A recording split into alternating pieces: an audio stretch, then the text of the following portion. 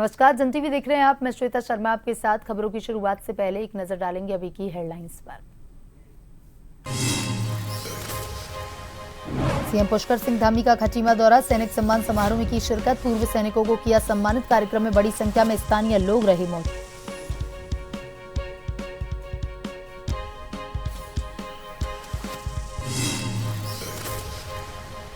दिल्ली में 11 से 13 अप्रैल को होगा खेलो मास्टर्स नेशनल गेम्स का आयोजन। सीएम धामी ने उत्तराखंड की टीम को किया रवाना, कई खेलों में लेंगी हिस्सा।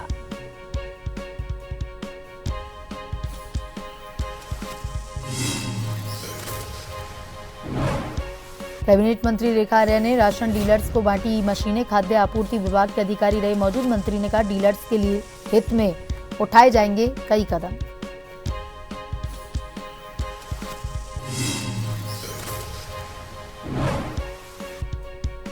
उत्तराखंड में चारधाम यात्रा की तैयारियां तेज, श्रद्धालुओं को ऑफलाइन रजिस्ट्रेशन के लिए खुलेंगे साइट काउंटर। ऑनलाइन पंजीकरण का आंकड़ा 14 लाख के पार।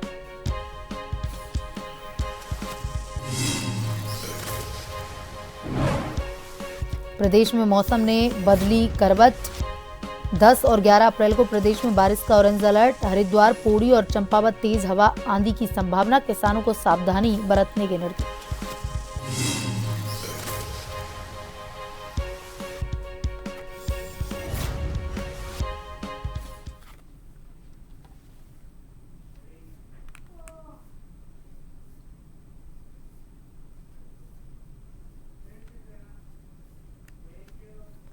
और अब खबरें विस्तार से।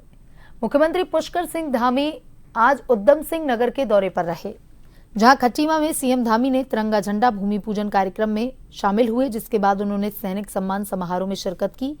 इस दौरान कार्यक्रम में बड़ी संख्या में पूर्व सैनिक और स्थानीय जनता मौजूद रही।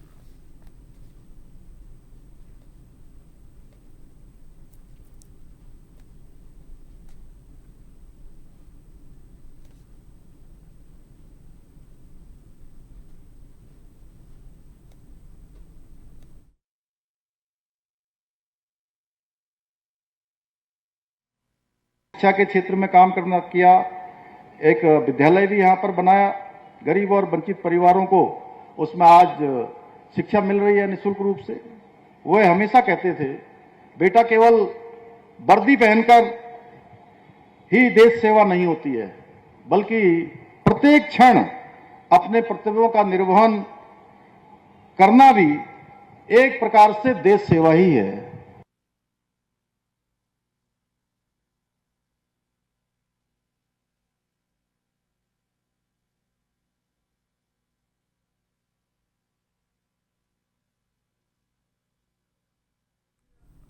वहीं मुख्यमंत्री पुष्कर सिंह धामी ने आज मुख्यमंत्री कैंप कार्यालय से उत्तराखंड की टीम को नई दिल्ली में 11 से 13 अप्रैल तक आयोजित होने वाली चौथे खेलो मास्टर्स नेशनल चैंपियनशिप में प्रतिभाग के लिए रवाना किया। इस आयोजन में athletics, football, basketball, hockey, shooting, badminton, table tennis, volleyball जैसे खेल शामिल होंगे। मुख्यमंत्री ने चौथे खेलो मास्टर्स राष्ट्रीय चैंपियनशिप में प्रतिभाग करने वाले सभी खिलाड़ियों को शुभकामनाएं दी। उन्होंने कहा कि खेलों को बढ़ावा देने के लिए प्रधानमंत्री मोदी के नेतृत्व में देश में अनेक कार्य हुए हैं।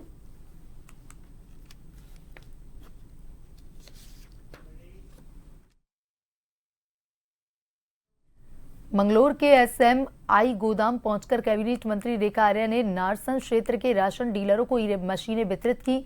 इस मौके पर खाद्य आपूर्ति विभाग के अधिकारियों सहित अनेकों भाजपा के नेता शामिल रहे। इस मौके पर पहुंची कैबिनेट मंत्री ने कहा कि सभी राशन डीलरों को पूरा राशन मिले, इसकी व्यवस्था जल्द ही की जा रही है। साथ ही राशन डीलरों के हित में जल्द ही कई कदम उठाए जाएंगे और सभी राशन कार्ड धारकों को पूरा राशन मिले, उसके लिए ही इन मशीनों को वितरण किया गया है।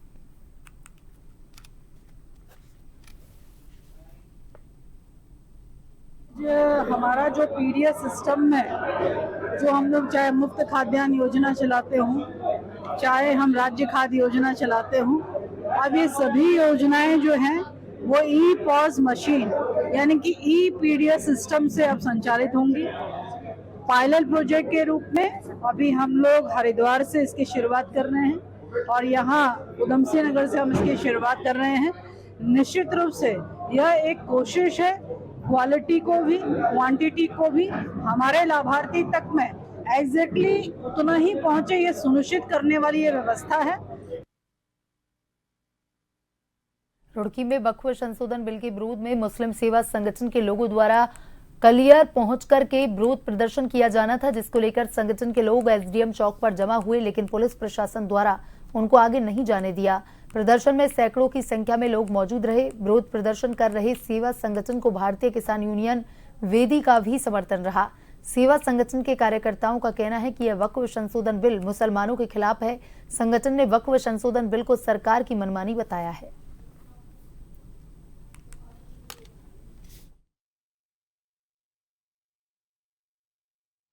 ज्ञापन दिया, हमारा प्रोग्राम कलियर में होना तय था, लेकिन हमें एसडीएम चौक रुड़की की अनुमति दी गई थी, तो हमने आज एसडीएम चौक रुड़की पे प्रोग्राम कराया। यहाँ से हमें कलियर जाना था, लेकिन एसपी साहब ने हमें अनुमति नहीं दी कलियर जाने की। आगे हमने एसडीएम साहब को ये बात कही है कि हम जल्दी एक तारीख डिसाइड करके परमिशन लेके कलियर में एक बड़ा एहतजाज करेंगे। उसकी परमिशन एसडीएम साहब ने कहा भी है कि जल्द आपको परमिशन दी जाएगी। संगठन की कॉल थी जो पिछले 10-12 दिनों से आप लोग एक कलियर में किसी जगह पे इकट्ठा होकर के विरोध प्रदर्शन की एक अनुमति मांग रहे थे, क्योंकि अनुमति उस हिसाब से हम देने की स्थिति में नहीं थे कि हम उनको अनुमति दे पाए। तो पिछले 2-3 दिनों से इनसे वार्ता चली थी। वार्ता के हिसाब से आप लोग यहाँ एकत्र हुए। ज्ञापन के बाद उसका डिस्पोजल तय हुआ था, तो वैसा ही हुआ है। जॉइंट मजिस्ट्रेट साहब को उन्होंने ज्ञापन दे दिया। रुड़की के नारसन ब्लॉक के गांव भगवानपुर चंदनपुर में एक फाउंडेशन की ओर से एक निःशुल्क आई कैंप का आयोजन किया गया, जिसमें सैकड़ों लोगों ने लाभ उठाया।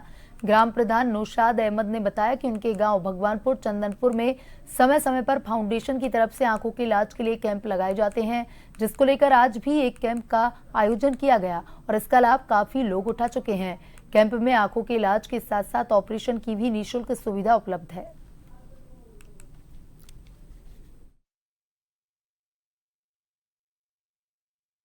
पहले तौर से भाई आपका बहुत बहुत शुक्रिया, आप यहाँ पर आए। मैं बताना चाहता हूँ कि हंस फाउंडेशन की तरफ से आंखों के लिए कैंप लगता है। वैसे तो मुझे लगे 5 या 6-7वीं बार के आसपास ही यहाँ पर पिछले 2 साल में आ रहे हैं, आते रहते हैं यहाँ पर। और यहाँ से जिस मरीज को चश्मे की ज़रूरत पड़ती है उसको चश्मा देते हैं, दवाई देते हैं आँखों में डालने के लिए, जिसको छोटी मोटी प्रॉब्लम होती है कुछ। बाकी अगर किसी को ऑपरेशन कराने के लिए किसी की ज़रूरत पड़ती है, ऑपरेशन की आवश्यकता पड़ेगी, तो उसके आयुष्मान कार्ड पर ले जाकर यहाँ से ले जाते हैं और 2-3 दिन के बाद खुद ही अपने आप अपने वाहन से ही छोड़ के जाते हैं, अपने वाहन से ले जाते हैं और अपने वाहन से ही छोड़ के जाते हैं। चंपावत जिले के वाराकूट ब्लॉक कार्यालय में कार्यरत संविदा कर्मी पंकज पर एक महिला ने शादी का झांसा देकर शारीरिक शोषण करने के गंभीर आरोप लगाए हैं और लोहाघाट थाने में तहरीर दी है, जिसके बाद पुलिस ने महिला की शिकायत पर आरोपी के खिलाफ वीएनएस की विभिन्न धाराओं में मुकदमा पंजीकृत कर आरोपी पंकज निवासी वाराकोट को गिरफ्तार कर लिया है। तहरीर में महिला ने बताया कि वह वर्ष 2022 में वाराकोट ब्लॉक कार्यालय के पास कैंटीन चलाती थी। आरोपी ने उसे अपने झांसे में लेकर शादी का झांसा देते हुए उससे संबंध बनाए और कई बार उसका शारीरिक शोषण किया, यहां तक कि उसका गर्भपात भी करवाया। हालांकि पुलिस मामले की जांच कर रही है।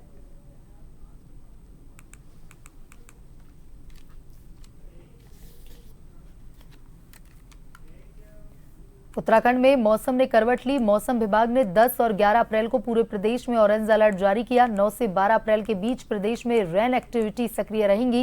इस दौरान कई क्षेत्रों में हल्की से मध्यम बारिश के साथ तेज हवाएं चलने की संभावना जताई गई है। 10 अप्रैल के बाद बारिश की तीव्रता बढ़ेगी। मैदानी इलाकों में भी बारिश देखने को मिलेगी। खासतौर पर हरिद्वार, पौड़ी और चंपावत जिले में 11 अप्रैल के बाद तेज हवा और आंधी चलने की संभावना है। मौसम विभाग ने लोगों को सतर्क रहने की सलाह दी। किसानों को भी सावधानी बरतने के निर्देश दिए ताकि फसलों को नुकसान से बचाया जा सके। प्रशासन को भी अलर्ट रहने के निर्देश दिए।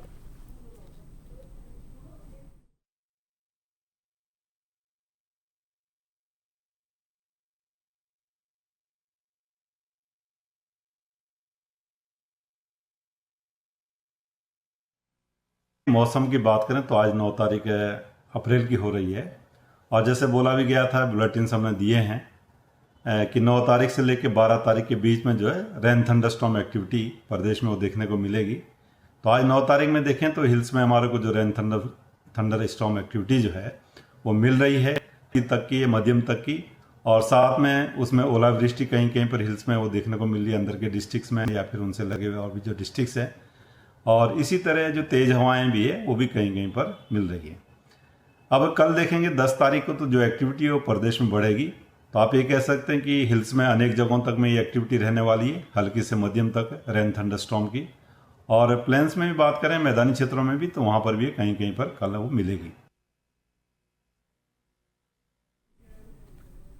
अम्बेडकर नगर वार्ड नंबर 1 स्थित अम्बेडकर पार्क में भारतीय जनता पार्टी का सक्रिय कार्यकर्ता सम्मेलन आयोजित किया गया, जिसमें बतौर मुख्य अतिथि पहुंची राज्य अधिवक्ता परिषद के अध्यक्ष रेणु अधिकारी का पार्टी कार्यकर्ताओं ने फूल मालाओं के साथ भव्य स्वागत किया। इस दौरान युवा भाजपा नेता दीपेंद्र कोशियारी भी कार्यक्रम में मौजूद रहे। नेताओं ने बताया कि जिन कार्यकर्ताओं ने 50 से अधिक लोगों को पार्टी में शामिल किया है, ऐसे सक्रिय कार्यकर्ताओं को पार्टी को और अधिक मजबूती प्रदान करने के लिए आवश्यक दिशा निर्देश दिए गए। इस दौरान गैस सिलेंडर और पेट्रोल डीजल पर बड़े दामों को लेकर नेताओं से जब पूछा गया तो उन्होंने बताया कि आवश्यकता के हिसाब से रेट किए जाते हैं। हालांकि सरकार गरीबों के हितों का ध्यान रख रही है, जिसके तहत लोगों को मुफ्त में अनाज दिया जा रहा है। लग रहा है लालकुआं में अपने सभी कार्यकर्ताओं के, अपने परिवार के बीच में आके बहुत अच्छा लग रहा है। जिम्मेदारी में भारतीय जनता पार्टी हाईकमान का बहुत आभार व्यक्त करूंगी। माननीय मुख्यमंत्री पुष्कर सिंह धामी जी का, माननीय प्रदेश अध्यक्ष आदरणीय महेंद्र भट्ट जी का, और माननीय बाबूजी हमारे माननीय कोश्यारी जी, पूर्व राज्यपाल, आदरणीय यहाँ के सांसद अजय भट्ट जी। निश्चित रूप से मैं महिलाओं को, देखिए हमारी केंद्र सरकार के द्वारा आदरणीय मोदी जी के नेतृत्व में, आदरणीय धामी जी, मुख्यमंत्री पुष्कर सिंह धामी जी के नेतृत्व में जो जितनी भी योजनाएं चला रही है, जन जन तक भारतीय जनता पार्टी का कार्यकर्ता पहुंचा रहा है। मेरी भी यही प्राथमिकता रहेगी कि उनके कार्यों को गति देना और सरकार और जनता। देखिए, ये एक टाइप से कहें तो पार्टी के परिवार का कार्यक्रम है। पार्टी के जो सक्रिय सदस्य हैं, जिन पे पार्टी की महत्वपूर्ण भूमिकाएं रहती हैं, उनका सभी का बैठकर आज एक साथ मिलकर हमारे सम्मानित विधायक जी के नेतृत्व में और हमारे दोनों ही दायित्वधारी जो हमारे हल्द्वानी से दीपक जी हमारे आए थे, रेणु जी हमारी आई थी, उनके नेतृत्व में हमारे जो पार्टी के कार्यकर्ता हैं उनको मार्गदर्शन मिला।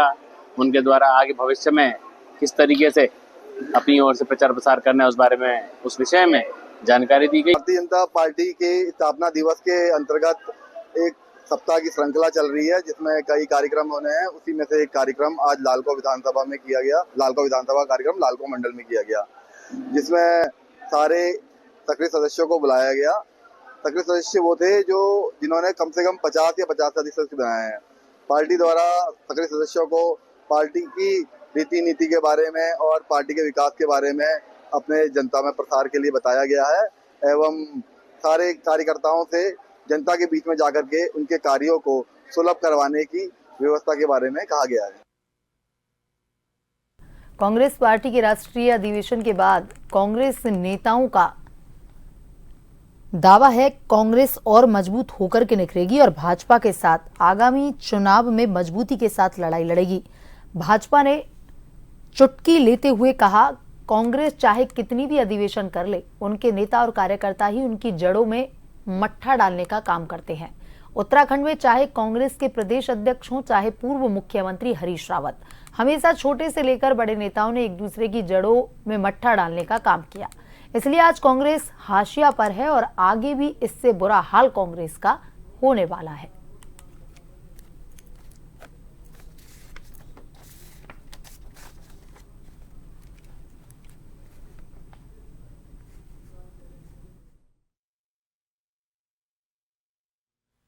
और पिथौरागढ़ के विधायक और प्रदेश अध्यक्ष की जिस प्रकार से लड़ाई हुई है, वो पूरे प्रदेश ने देखा है। तो जिनके जड़ में खुद के लोग मट्ठा डालने में लगे हुए हैं, वो पार्टी क्या किसी के लिए मट्ठा डाल पाएगी? वो पहले अपना मट्ठा हटाएं। और कांग्रेस के जो प्रदेश के अध्यक्ष हैं, वो आज तक 3 साल लगभग उनको होने को हैं, आज तक अपनी कार्यकारिणी नहीं बना पाए हैं। इसीलिए क्योंकि उनकी जड़ में मट्ठा डालने का काम उन्हीं के कांग्रेस के नेता लोग करते आए हैं, करते रहे। चारधाम यात्रा को सुगम, सुरक्षित, सुव्यवस्थित ढंग से संचालन के लिए अनेक महत्वपूर्ण कार्य को जमीनी स्तर पर उतारने का काम चल रहा है। जिलाधिकारी मेहरबान सिंह बिष्ट ने गंगोत्री धाम में चल रहे निर्माण कार्यों की जानकारी देते हुए बताया कि तीर्थ स्थल पर लगभग 40 करोड़ रुपए की लागत से निर्माण और मरम्मत कार्य युद्ध स्तर पर जारी हैं। इन कार्यों में स्नान घाटों का निर्माण, पेयजल व्यवस्था को सुदृढ़ करना और विद्युत लाइनों की मरम्मत के साथ ही मंदिर के सुरक्षात्मक कार्य शामिल हैं। जिलाधिकारी ने कहा कि इन सभी परियोजनाओं का उद्देश्य चारधाम यात्रा को सुगम, सुरक्षित बनाने के साथ ही श्रद्धालुओं को उच्च स्तरीय सुविधा प्रदान करना है।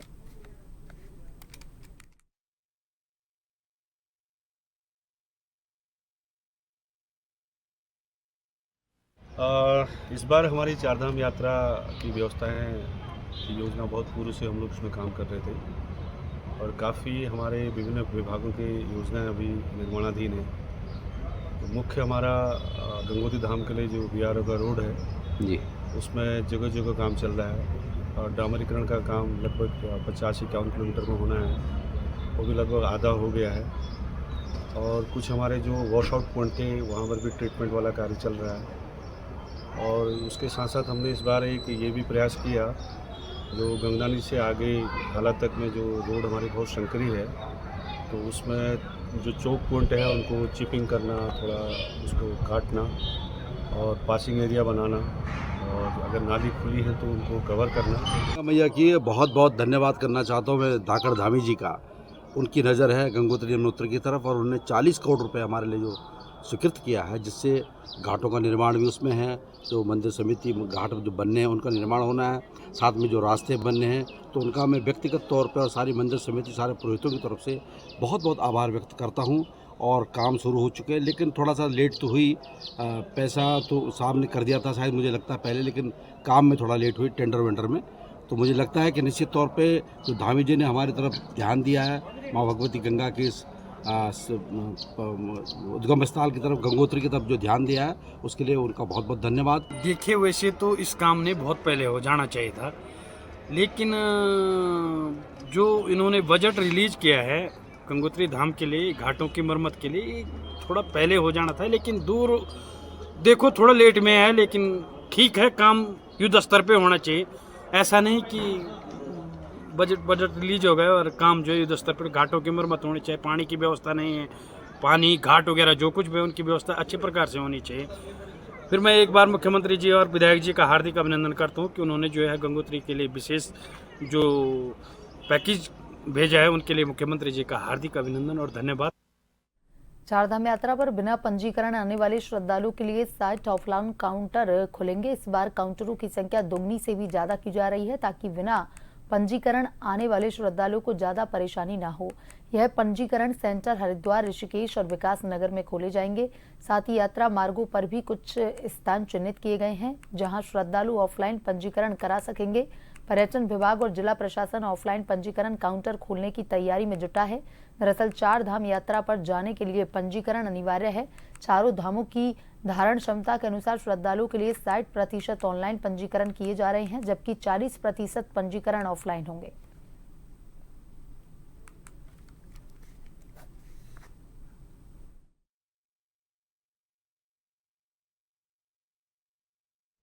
रुड़की क्षेत्र में खनन माफियों का पूरी तरह से बोलबाला है, लेकिन इन पर कोई भी अधिकारी लगाम लगाने को तैयार नहीं है। वहीं भगवानपुर क्षेत्र और लंढोरा क्षेत्र में दिन रात खनन से भरे डंपर और ट्रैक्टर ट्रॉली दौड़ रहे हैं, जिसके चलते हर दिन कोई न कोई हादसा होता रहता है। ताजा मामला भाद्राबाद थाना क्षेत्र का, जहां ट्रैक्टर ट्रॉली को कुचलने से एक बच्चे की मौत हो गई, जिसको लेकर ग्रामीणों में भारी रोष व्याप्त है।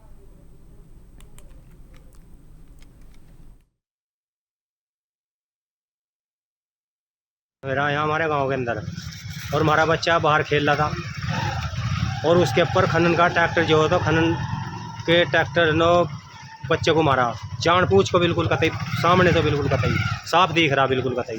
अब कितनी चोट लगी बच्चे का? बच्चा गेल मर गया, बिल्कुल सामने से टक्कर मार रखी बच्चे को। आप क्या कार्रवाई चाह रहे हैं? यहाँ से खनन चलना चाहिए या नहीं चलना चाहिए? खनन बिल्कुल बंद होना चाहिए जी। यहाँ से ये खनन कहाँ से आ रहा? ये खनन ही नदी में। हल्द्वानी में बॉलीवुड के मशहूर अभिनेता हेमंत पांडे हल्द्वानी पहुंचे और यहां उन्होंने युवाओं से संवाद करते हुए अपने कैरियर की शुरुआत, जीवन के संघर्ष और फिल्म इंडस्ट्रीज में सफर के अनुभव साझा किए। इस दौरान उन्होंने उत्तराखंड के युवाओं को नशे से दूर रहने की सख्त सलाह दी और उन्हें अभिनय के क्षेत्र में आगे बढ़ने के लिए प्रेरित किया। हेमंत पांडे ने बताया कि उन्होंने भी छोटे शहर से शुरुआत की थी और उन्हें भी कई मुश्किलों का सामना करना पड़ा, लेकिन धैर्य, मेहनत और लगन के बल पर उन्होंने फिल्म इंडस्ट्रीज में अपनी जगह बनाई। उन्होंने कहा कि आज उत्तराखंड के युवा बहुत प्रतिभाशाली हैं, लेकिन उन्हें सही दिशा और मार्गदर्शन की जरूरत है। युवाओं को संबोधित करते हुए उन्होंने कहा कि नशा जीवन को बर्बाद कर देता है और अगर युवा अपने सपनों को साकार करना चाहते हैं तो उन्हें सबसे पहले नशे से दूरी बनानी होगी।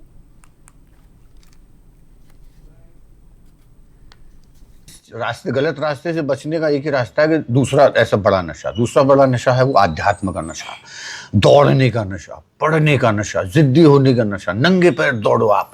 वो जब आप ऐसा सोच रहे हो तो आप खेल की तरफ चले आओ, क्योंकि खेल में जो आप 10 कदम दौड़ते हैं ना, 5 किलोमीटर दौड़ने के बाद जो एनर्जी आपको, डोपामिन जिसको खुशी का वैज्ञानिक तरीके से कहते हैं, जो चीज आपको नशे में मिलता है ना, उससे ज्यादा डोपामिन आपको 20 मिनट के दौड़ने से मिल जाता है। जैसे आप उस पर शिफ्ट होगे, हो सकता है तकलीफ होगी, लेकिन आप जिद नहीं छोड़ेंगे तो ये मान के चलिए कि जिद्दी भक्तों के आगे ही भगवान झुकते हैं, भगवान वरना कहीं नहीं झुकते। बुलेटिन में अभी तक के लिए इतना ही। बने रहिए जन टीवी के साथ। नमस्कार।